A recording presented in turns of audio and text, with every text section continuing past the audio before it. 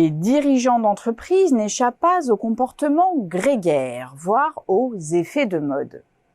Les patrons, les consultants en stratégie fréquentent les mêmes cercles, se retrouvent dans les mêmes conférences, lisent les mêmes revues, découvrent chaque jour dans la presse les choix opérés par leurs concurrents ou tout simplement par des entreprises d'autres secteurs.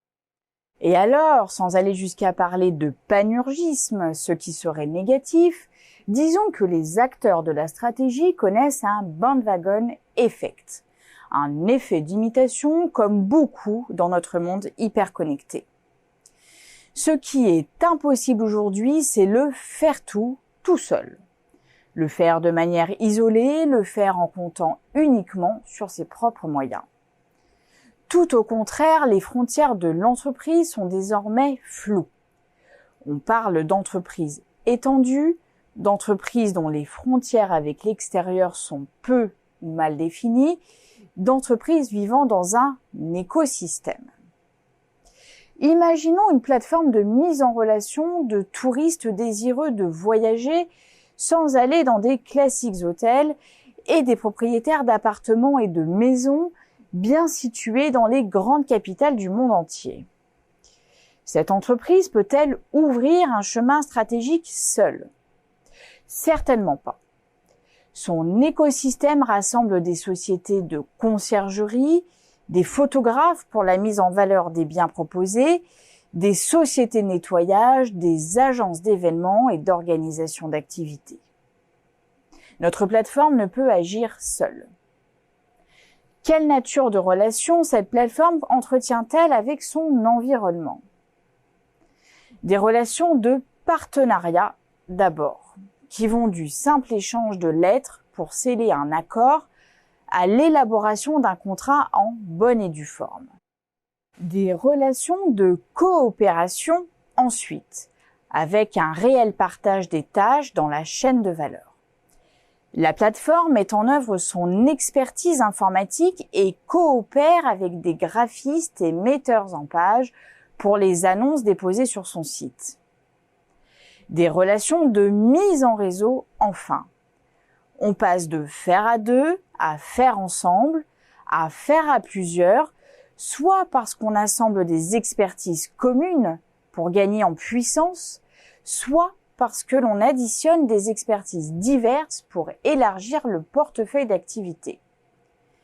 Quittons ici notre plateforme pour aller vers un fabricant de fromage d'appellation très contrôlé dans le cœur de la France.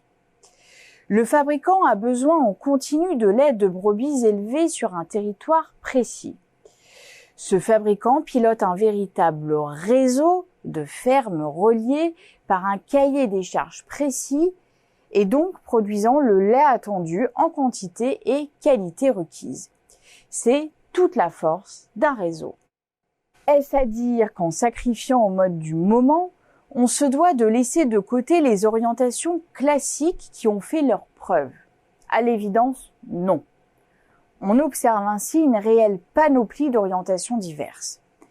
C'est un mix, un cocktail qui fait toute la saveur de l'observation des choix stratégiques d'une entreprise.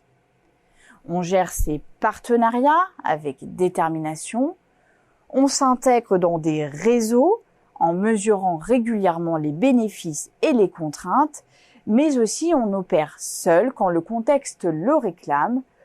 On développe une micro-activité en périphérie du réseau dans lequel on est inséré. On rachète un partenaire pour mieux maîtriser les produits de coopération préalables. Tel constructeur automobile français ouvre seul une nouvelle chaîne d'assemblage, s'allie avec un producteur de logiciels pour imaginer la future voiture sans conducteur et fusionne avec un concurrent italien pour monter sur le podium des fabricants mondiaux.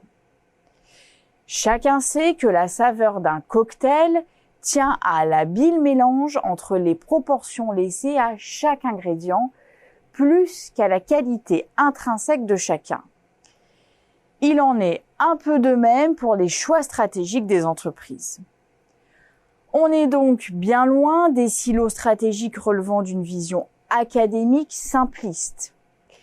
La vie d'une entreprise s'apparente davantage à un patchwork dont on recherche la performance d'ensemble à travers le choix des partenariats, des coopérations, des réseaux.